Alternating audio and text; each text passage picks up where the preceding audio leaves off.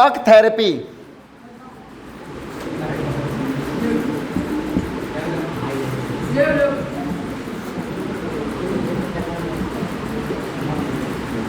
इसको कब अपनाया गया था शॉक थेरेपी को? 1990 में।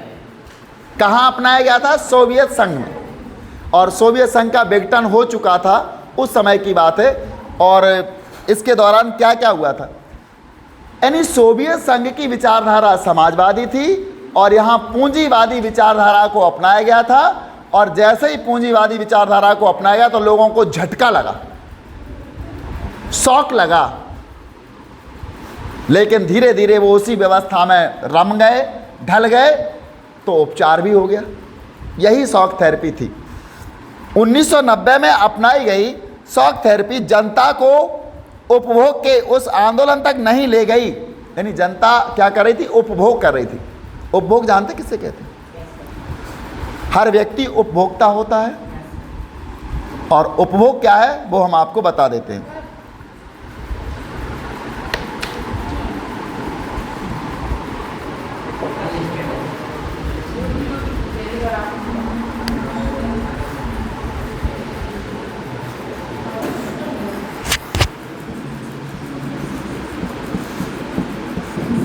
उपभोग,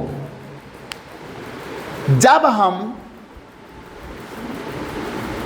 किसी वस्तु की उपयोगिता से अपनी आवश्यकता की पूर्ति करते हैं तो इस क्रिया को उपभोग कहा जाता है।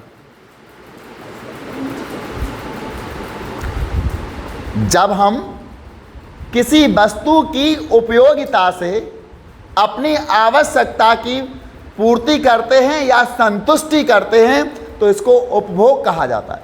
तो प्रत्येक व्यक्ति उपभोक्ता होता है। हम बाजार से कोई वस्तु खरीदते हैं क्योंकि उस वस्तु में उपयोगिता है, और उसकी उपयोगिता से हम अपनी आवश्यकता की पूर्ति करते हैं। यही तो उपभोग है। और जो इसका उपभोग कर रहा है, जो इस वस्तु से अपनी आवश्यकता की पूर्ति करता है, उसको उपभोक्ता कहा जाता है। उसको उपभोक्ता कहा जाता है। और ये वस्तु उपभोग की वस्तु हुई।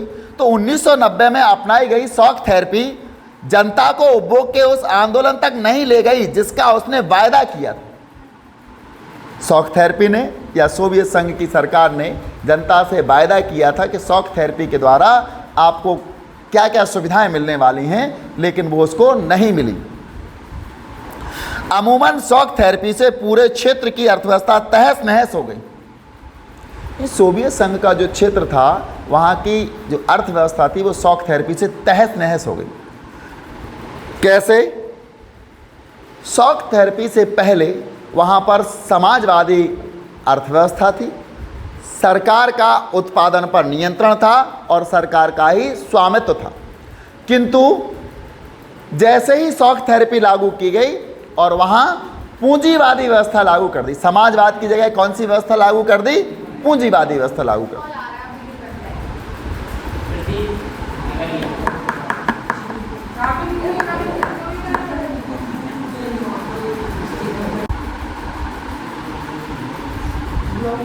अमूमन शॉक थेरेपी से पूरे क्षेत्र की अर्थव्यवस्था तहस नहस हो गई थी।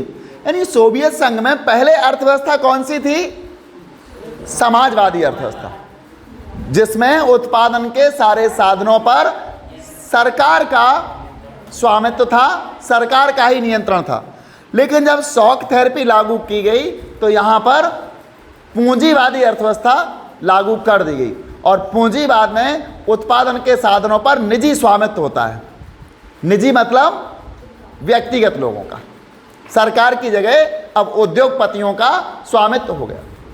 सरकार ने वहाँ जो उद्योग थे, सरकारी जो उद्योग थे, उनको यानी उनमें से 90% उद्योग औने पौने दामों में निजी लोगों को बेच दिए। 90% उद्योग, समझो आप, सोवियत संघ एक बड़ी अर्थव्यवस्था थी और वहाँ पर 90% जो उद्योग थे वो निजी लोगों के हाथों में बेच दिए गए। अब उद्योगों का संचालन और नियंत्रण निजी लोगों के हाथ में आ गया। पहले था सरकार के हाथ में, जो कि जनता के हित की बात सोचती थी, लेकिन अब निजी लोगों के हाथ में आ गया और निजी जो व्यक्ति होते वो स्वयं का लाभ की बात सोचते, दूसरे की बात नहीं सोचते। तो वहां की अर्थव्यवस्था पूरी तरह से तहस नहस हो गई थी और इस क्षेत्र की जनता को बर्बादी की मार झेलनी पड़ी। रूस में पूरा का पूरा राज नियंत्रित औद्योगिक ढांचा चरमरा उठा, यानी कि सोवियत संघ का विघटन हो चुका था। रूस में शॉक थेरेपी लागू कर दी गई थी और वहां पर पूरा का पूरा जो औद्योगिक ढांचा था वो चरमरा गया था। चरमरा गया था मतलब टूट गया था। लगभग 90% उद्योगों को निजी हाथों या कंपनियों को बेचा गया।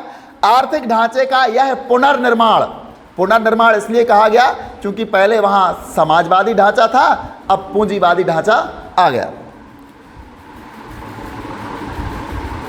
पुनर्निर्माण चूंकि सरकार द्वारा निर्देशित औद्योगिक नीति के बजाय बाजार की ताकतें कर रही थी। औद्योगिक नीति की बजाय कौन कर रही थी? बाजार की ताकतें कर रही थी। अब तो सरकार की जगह बाजार की ताकतें यानी निजी लोगों के हाथों में उसका नियंत्रण आ गया था। इसलिए यह कदम सभी उद्योगों को मटियामेट करने वाला साबित हुआ। जो कदम था उनका सरकार का शॉक थेरेपी का सभी उद्योगों को मटियामेट कर रहा था। मटियामेट का मतलब था सभी उद्योग नष्ट हो रहे थे। इसे इतिहास की सबसे बड़ी गैराज सेल कहा गया। गैराज सेल जानते हो? Garage sale, garage sale. आपने कभी कबाड़ी की दुकान देखी हो जिसके पास अनुपयोगी मशीनरी, अनुपयोगी लोहा, अनुपयोगी वस्तुएं वो इकट्ठी करता है, लेकिन उन अनुपयोगी वस्तुओं में से कुछ वस्तुएं ऐसी होती हैं जो हमें कहीं नहीं मिलती है, गराज में मिलती हैं सस्ते दामों में। तो वहाँ से लोग वस्तुओं को इकट्ठी करके फिर अपना एक पुनर्निर्माण कर लेते हैं, नई वस्तु बना लेते हैं। तो इसको एक गराज सेल कहा गया, अर्थात जो उद्योग थे वो मटियामेट हो चुके थे और उन उद्योगों को किसको बेच दिया था? निजी हाथों में बेच दिया गया। तो इसको विश्व की सबसे बड़ी गराज सेल नाम दिया गया, क्योंकि महत्वपूर्ण उद्योगों की कीमत कम से कम करके आंकी गई। जैसे गराज में रखी हुई वस्तु बहुत महंगी हो लेकिन कम से कम दामों में बेच दिया जाता है। जो खराब लोहे का वजन का भाव होता है उसी भाव के आधार पर कोई अच्छी सी वस्तु भी दे दी जाती है जिसकी कीमत 5,000 है, हो सकता है कि वो 500 रुपये में मिल जाए, क्योंकि वो तो तौल के दे देंगे, वो वस्तु की उपयोगिता नहीं समझते। तो इसी प्रकार जो उद्योग थे इनको बेच दिया गया था और इन्हें औने पौने दामों में, सस्ते दामों में बेचा था, इसलिए इसको विश्व की सबसे बड़ी गराज सेल कहा गया। उद्योगों की कीमत कम से कम करके आंकी गई और उन्हें औने पौने दामों में बेच दिया गया। हालांकि इस महाबिक्री में भाग लेने के लिए सभी नागरिकों को अधिकार पत्र दिए गए थे। जो महाबिक्री हुई वहां उद्योगों को बेचा गया, इसमें सभी नागरिकों को अधिकार थे, कोई भी व्यक्ति आकर के उस उद्योग को खरीद सकता था। लेकिन अधिकांश नागरिकों ने अपने अधिकार पत्र कालाबाजारियों के हाथों बेच दिए। लेकिन ज़्यादातर लोगों ने अपने जो अधिकार पत्र थे वो कालाबाजारियों के हाथों बेच दिए। जो उसमें कालाबाजारी में पारंगत थे उनको दे दिए और उन्होंने वो सारे उद्योग खरीद लिए, क्योंकि उन्हें धन की जरूरत थी, नागरिकों को धन की जरूरत थी और कालाबाजारी यही सोच रहे थे कि हमारे पास उद्योग आ जाएं। रूसी मुद्रा, रूस की मुद्रा को मालूम है क्या कहते हैं? रूबल। रूसी मुद्रा रूबल का मूल्य गिर रहा था। आपने कभी मुद्रा के मूल्य के बारे में समझा है? ये अर्थशास्त्र की बात है। मुद्रा सस्ती और महंगी होती है। नहीं।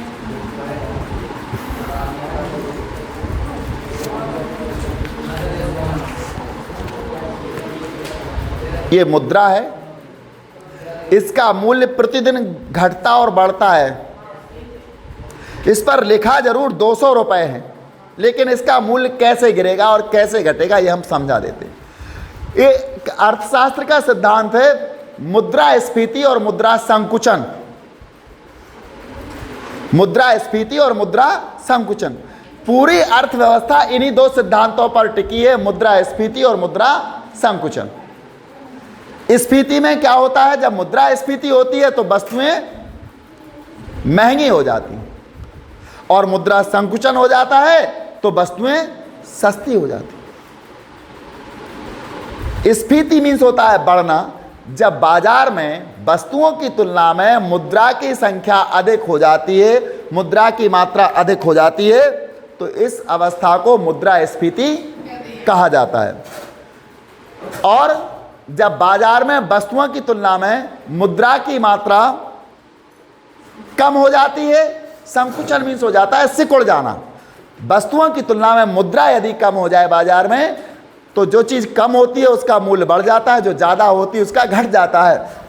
इसकी संख्या कम हो गई मुद्रा की तो कम हो गई, इसका मूल्य बढ़ जाएगा और वस्तुओं का मूल्य घट जाएगा। जब बाजार में कोई वस्तु आपको, मान लेते हैं ये 200 रुपये में 5 किलो शक्कर आती है, बाजार से खरीदने पर आज 5 किलो शक्कर आती है। कल अगर हम लेने जाते हैं और 5 की जगह 6 किलो शक्कर मिलने लगे हमें, तो किसका मूल्य बढ़ा? मुद्रा का। इसके बदले में आज हमें 6 किलो मिली, मुद्रा का मूल्य बढ़ गया, वस्तु का मूल्य कम हो गया। और अगर हमें 5 किलो की जगह 4 किलो मिले तो इसका मूल्य घट गया और वस्तु का मूल्य बढ़ गया। ये होता है मुद्रा संकुचन और मुद्रास्फीति। हम कभी अर्थशास्त्र में इसको विस्तार से समझाएंगे। तो रूबल की बात कर रहे थे हम, रूस की मुद्रा थी रूबल, और इसका मूल्य गिर गया, मूल्य गिर गया। ये अंतरराष्ट्रीय स्तर पर आंका जाता है इसका मूल्य। हमारे भारतीय रुपया का मूल्य डॉलर की तुलना में, डॉलर से इसकी माप की जाती है, तो डॉलर की तुलना में भारतीय रुपया का मूल्य इस समय 70 से भी अधिक है, 81 यानी 80 रुपये 81 रुपये में $1 आएगा। अमेरिकन जो डॉलर है, $1 में हमारे वो 81 रुपये खरीद लेगा, तो इसका मूल्य कम है। उनका 1, हमारा 81, तो इसका मूल्य गिरा है। अगर ऐसा हो जाए कि हमारा 1 और उनके 81, तो इसका मूल्य बढ़ जाएगा।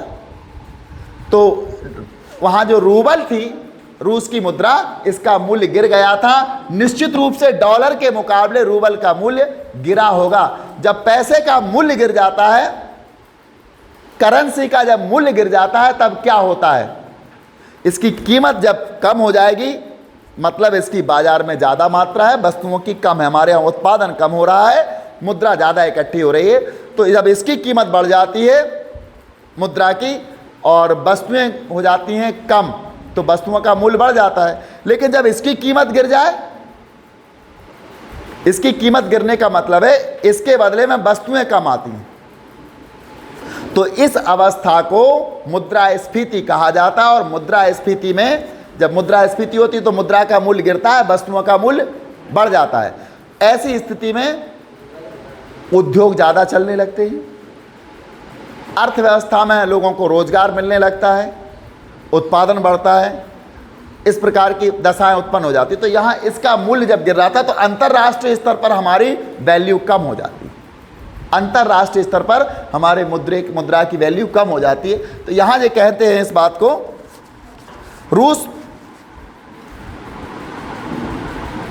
रूसी मुद्रा रूबल के मूल्य में नाटकीय ढंग से गिरावट आई। मुद्रास्फीति इतनी ज़्यादा बढ़ी कि लोगों की जमा पूंजी जाती रही। इतनी ज़्यादा मुद्रास्फीति बढ़ी कि लोगों के पास जो धन रखा हुआ था, पूंजी जो रखी हुई थी, वो जाती रही। पूंजी और धन में अंतर जानते हैं आप लोग? पूंजी और धन बताइए।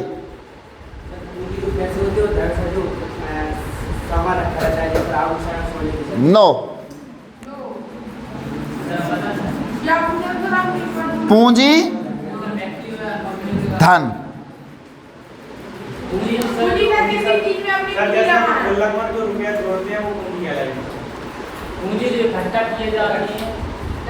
आप लोग शांति से बैठो, मैं बताता हूं आपको पूंजी क्या है और धन क्या है।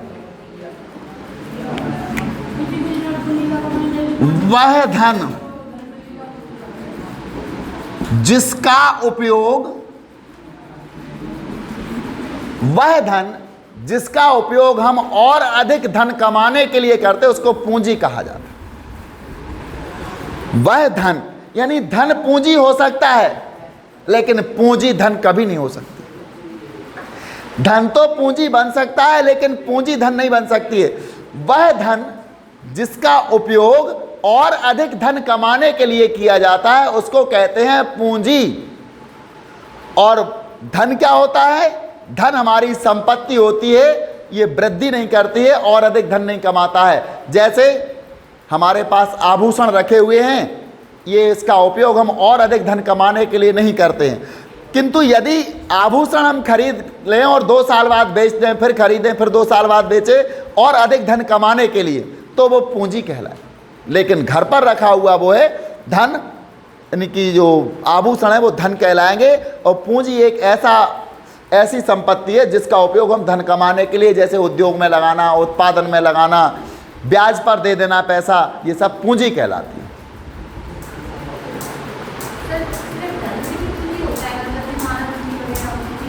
वो सारी पूंजी होती है। उत्पादन कार्यों में मानव पूंजी भी होती है, मानव का श्रम भी पूंजी है। उत्पादन में लगा दो तो पूंजी है, और मोबाइल पर रील चलाने में लगा दो तो व्यर्थ है। वो तो यहाँ सामूहिक खेती की प्रणाली समाप्त हो चुकी थी। जमा पूंजी जाती रही थी मुद्रास्फीति के कारण, और सामूहिक खेती की प्रणाली समाप्त हो चुकी थी। पहले रूस में सामूहिक खेती की जाती थी और ये भी वहाँ से जाती रही थी, और लोगों को अब खाद्यान्न की सुरक्षा मौजूद नहीं रही। उनके खाद्यान्न की सुरक्षा मौजूद, क्योंकि पहले सामूहिक रूप से सभी लोग मिलकर खेती करते थे तो खाने के लिए अन्न उन्हें पर्याप्त मिल जाता था। लेकिन अब ये भी उनको, जब सामूहिक खेती समाप्त हो गई तो उन्हें खाद्यान्न की समस्या का सामना करना पड़ा। रूस ने खाद्यान्न का आयात करना शुरू किया। अभी रूस में इतने फसल हो जाती थी, इतने खाद्यान्न हो जाते थे कि उन्हें आयात नहीं करना पड़ता था, विदेशों से नहीं मंगाना पड़ता था। किंतु अब उनको आयात करना शुरू कर दिया, रूस ने खाद्यान्नों का आयात शुरू कर दिया। सन 1999 में वास्तविक सकल घरेलू उत्पाद, ये अर्थशास्त्र का विषय है, इसको ग्रॉस डोमेस्टिक प्रोडक्ट कहते हैं, जीडीपी। शॉर्ट में कभी आपने सुना हो जीडीपी, ग्रॉस डोमेस्टिक प्रोडक्ट, यानी उत्पाद। एक वर्ष में एक देश की सीमा के अंदर उत्पादित होने वाली समस्त मौद्रिक वस्तुओं और सेवाओं के मौद्रिक मूल्य के योग को सकल घरेलू उत्पाद कहा जाता है। इसमें विदेशों से प्राप्त शुद्ध साधन आय भी शामिल होती है, NFIA भी इसमें शामिल हो जाती है। ये अर्थशास्त्र का विषय है। लेकिन तो यहाँ सकल घरेलू उत्पाद 1989 की तुलना में कहीं नीचे था, यानी ग्रॉस डोमेस्टिक प्रोडक्ट वहाँ का नीचे चला गया रूस का। पुराना व्यापारिक ढांचा तो टूट चुका था, लेकिन इसकी जगह कोई वैकल्पिक व्यवस्था नहीं हो पाई थी। पुराना जो ढांचा था वहाँ का आर्थिक ढांचा वो टूट चुका था। पुरानी चीज़ टूटती है तो कोई नई व्यवस्था सामने आ जाती है, लेकिन रूस के सामने इस समय कोई वैकल्पिक व्यवस्था नहीं थी। समाज कल्याण की पुरानी व्यवस्था को क्रम से नष्ट किया गया। समाज कल्याण की जो पुरानी व्यवस्था थी उनको भी धीरे धीरे नष्ट कर दिया गया था। यानी वहाँ आर्थिक व्यवस्था नष्ट हो चुकी थी और सामाजिक व्यवस्था भी वहाँ नष्ट हो रही थी। सरकारी रियायतों के खात्मे के कारण, जो सरकार पहले लोगों को रियायत देती थी, उसका खात्मा कर दिया गया। ज़्यादातर लोग गरीबी में पड़ गए। मध्य वर्ग समाज के हाशिए पर आ गया। मध्य वर्ग, जो मध्यम वर्ग जानते किसे कहते हैं? मध्यम वर्ग कहते हैं उस वर्ग को जिस वर्ग की आय निश्चित होती है, उसको मध्यम वर्ग कहा है। जिन लोगों की आमदनी निश्चित होती है वो मध्यम वर्ग की श्रेणी में आते हैं। एक महीने में इतने पैसे आपके पास आने, ये हो गए मध्यम वर्ग। अब अगर कहीं महंगाई बढ़ती है तो सबसे ज़्यादा प्रभाव मध्यम वर्ग पर पड़ता है, क्योंकि उनका बजट गड़बड़ा जाता है। उनकी आमदनी तो निश्चित है लेकिन खर्चा ज़्यादा करना पड़ता है, तो मध्यम वर्ग पर इसका बुरा प्रभाव पड़ता है। तो जो नौकरी पेशा लोग होते हैं सब मध्यम वर्ग में आते हैं। इनकी आय निश्चित होती है, हर महीने उनको सैलरी मिलती है, उतने में उनको काम चलाना है। महंगाई बढ़ जाती है तो उन लोगों को अपना जीवन यापन करना मुश्किल हो जाता है। तो मध्यम वर्ग समाज के हाशिए पर आ गए। हाशिए का मतलब समाज में एक तरफ किनारे से लगा दिया, उनका अब कोई महत्व नहीं रहा। और अकादमिक बौद्धिक कामों से जुड़े लोग या तो बिखर गए या बाहर चले गए। कई देशों में एक माफिया वर्ग अब तो कई देशों में एक माफिया वर्ग, जिसको जरायम पेशा लोग, जरायम पेशा, माफिया वर्ग को जरायम पेशा लोग कहते हैं, उभरा और उसने अधिकतर आर्थिक गतिविधियों को अपने नियंत्रण में ले लिया। जो माफिया वर्ग उभर कर आ गया और उसने वहाँ की आर्थिक गतिविधियों को अपने काबू में कर लिया, अपने नियंत्रण में ले लिया। निजीकरण के ने नई विषमताओं को जन्म दिया। सोवियत रूस में क्या हो गया था? निजीकरण, पूंजीवाद आ गया था ना, तो निजी लोगों का स्वामित्व हो गया था। 90% उद्योग निजी लोगों को बेच दिए गए थे, तो निजीकरण हो गया था वहाँ पर। तो निजीकरण ने नई विषमताओं को जन्म दिया। नई विषमता, विषमता क्या होती है? जब समानता ना हो तो विषमता। वहाँ तो साम्यवाद था पहले, लेकिन अब पूंजीवाद ने विषमता को जन्म दे दिया। उद्योगपति और उद्योगपति होते गए, पैसे वाले और धनी होते गए, और निर्धन और निर्धन होते गए। पूर्व सोवियत संघ में शामिल रहे गणराज्यों और खासकर रूस में अमीर और गरीब लोगों के बीच तीखा विभाजन हो गया। अब तो रूस में अमीर और गरीब लोगों के बीच में तीखा विभाजन हो गया। पहले की व्यवस्था के विपरीत अब धनी और निर्धन लोगों के बीच बहुत गहरी आर्थिक असमानता थी। अब धनी और निर्धन लोगों के बीच बहुत गहरी असमानता थी। आर्थिक बदलाव को बड़ी प्राथमिकता दी गई। जो आर्थिक बदलाव थे उसको बड़ी प्राथमिकता दी गई और उस पर पर्याप्त ध्यान भी दिया गया, उस पर पर्याप्त ध्यान भी दे दिया गया।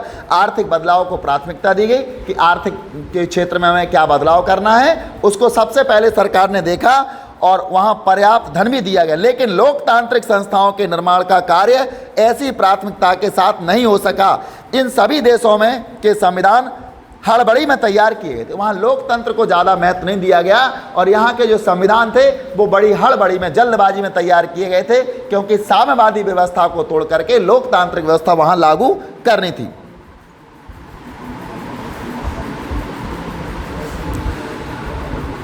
रूस सहित अधिकांश देशों में राष्ट्रपति को कार्यपालिका प्रमुख बनाया गया। जो सोवियत संघ के विघटित देश थे, सोवियत संघ टूट चुका था और जो देश अस्तित्व में आए थे वहां राष्ट्रपति को बनाया गया, वो कार्यपालिका का प्रमुख। हमारे देश में भी राष्ट्रपति कार्यपालिका का प्रमुख है, तो रूस में भी राष्ट्रपति को कार्यपालिका का प्रमुख बनाया गया। The chief of the executive, यानी कि उसको कार्यपालिका का प्रमुख बनाया गया, एग्जीक्यूटिव कार्यपालिका हो। और उसके हाथ में लगभग हर संभव शक्ति थमा दी गई। जो भी सारी शक्तियां थी वो रूस के राष्ट्रपति के हाथ में थमा दी गई। फलस्वरूप संसद अपेक्षाकृत कमजोर संस्था रह गई और वहां की जो संसद थी वो कमजोर हो गई। चूंकि शक्तियां किसके हाथ में पहुंच गई थी? राष्ट्रपति के हाथ में, तो संसद कमजोर हो गई थी। मध्य एशिया के देशों में राष्ट्रपति को बहुत अधिक शक्तियां प्राप्त थीं। मध्य एशिया के जो देश थे वहां राष्ट्रपति को बहुत अधिक शक्तियां प्राप्त थीं और इनमें से कुछ सत्तावादी हो गए। मिसाल के तौर पर तुर्कमेनिस्तान और उज्बेकिस्तान राष्ट्रपतियों ने पहले 10 वर्षों के लिए अपने को इस पद पर बहाल किया। यानी तुर्कमेनिस्तान और उज्बेकिस्तान, ये 2 देश थे, इनमें राष्ट्रपति ने अपने आप को 10 वर्ष के लिए पद पर कायम रखा। 10 वर्ष के लिए राष्ट्रपति बने। यहाँ पर हमारे यहाँ की व्यवस्था में आपने देखा होगा राष्ट्रपति कम बोलता है, कम बात करता है। वो उसका तो प्रमुख है, कार्यपालिका का प्रमुख तो है, लेकिन वास्तविक शक्ति, व्यवहारिक शक्ति किसके हाथ में है? प्रधानमंत्री के हाथ में। जबकि रूस के राष्ट्रपति, आपने कभी सुना रूस के प्रधानमंत्री भारत की यात्रा पर आए, रूस के प्रधानमंत्री ने यह समझौता किया? ऐसा कभी नहीं सुना होगा। लेकिन भारत में भारत के प्रधानमंत्री, तो रूस की व्यवस्था में और हमारी में अंतर है। रूस के राष्ट्रपति को शक्तियाँ ज़्यादा है, संसद को कम। रूस के राष्ट्रपति पुतिन हैं इस समय वर्तमान में, और सारे निर्णय पुतिन को ही लेने पड़ते हैं। अभी जो यूक्रेन से युद्ध चल रहा है उसमें पुतिन ही की महत्वपूर्ण भूमिका है, वही उसका नेतृत्व कर रहे हैं। इन राष्ट्रपतियों ने अपने फैसले से असहमति या विरोध की अनुमति नहीं दी। अधिकतर देशों में न्यायिक संस्कृति और न्यायपालिका की स्वतंत्रता को स्थापित करने का काम करना अभी भी बाकी। यानी सोवियत संघ के जो विघटित देश थे उनमें आज भी न्यायपालिका को स्वतंत्र रखने की प्रक्रिया अभी नहीं हो पाई। हमारे देश में न्यायपालिका स्वतंत्र है, पता है आपको? शासन के 3 अंग हैं, विधायिका, कार्यपालिका और न्यायपालिका। न्यायपालिका हमारे देश की स्वतंत्र है। न्यायपालिका जिसको ज्यूडिशरी कहा जाता है, जिसमें कोर्ट आते हैं, सारे न्यायालय आते हैं और ये पूरी तरह स्वतंत्र हैं, सरकार के नियंत्रण में नहीं होते। कोई नेता या मंत्री इन पर अपना दबाव नहीं बना सकता है, ये स्वतंत्र है। इसके खिलाफ कोई टीका टिप्पणी नहीं की जा सकती है। आप कोई अधिकारी कोई गलत कार्य कर देता है या कोई भी कार्य करता है, वो अच्छा भले ही क्यों ना किया हो, तो लोग उस पर टीका टिप्पणी कर सकते हैं। सरकार के कार्यों पर भी टीका टिप्पणी हो जाती हैं। प्रधानमंत्री ने ये गलत निर्णय लिया, मुख्यमंत्री ने ये गलत निर्णय लिया, या उनकी प्रशंसा भी हो सकती। लेकिन न्यायपालिका के किसी निर्णय के विरुद्ध में हम कोई टीका टिप्पणी नहीं कर सकते हैं और ना ही उसकी प्रशंसा करते हैं। न्यायपालिका स्वतंत्र है, वो नहीं चाहती कि हमारी प्रशंसा करो या हमारी निंदा करो।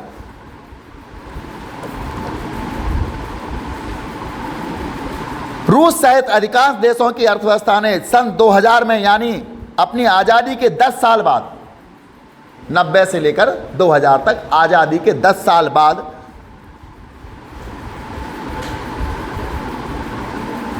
खड़ा होना शुरू किया। यानी वहाँ की अर्थव्यवस्था खड़ी होने लगी थी 10 साल बाद। इन अधिकांश देशों की अर्थव्यवस्था के पुनर्जीवन का कारण था खनिज।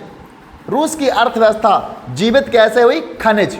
खनिज मतलब खुदाई से प्राप्त होने वाली सामग्री, उसको खनिज कहते हैं। खनन मीन्स खुदाई और खनिज मतलब खुदाई से जो प्राप्त हो रहा है वो खनिज है। और रूस की अर्थव्यवस्था या रूस सहित उसके आसपास के जो पड़ोसी देश थे, सोवियत संघ से विघटित हुए थे, यहाँ की अर्थव्यवस्था मजबूत स्थिति में आने लगी और इसका कारण था खनिज। यानी रूस में और वहाँ के आसपास के देशों में तेल उत्पादन होता है, तेल उत्पादन, पेट्रोलियम उत्पादन, और इस कारण वहाँ की अर्थव्यवस्था मजबूत स्थिति में आने लगी। कुछ देशों में खनन होता था, कुछ देशों में पाइपलाइनें निकाली या वहाँ से परिवहन होता था तेल का, तो उसके एवज में वो उनसे भाड़ा या किराया लेते थे, तो उनकी अर्थव्यवस्था मजबूत होने लगी।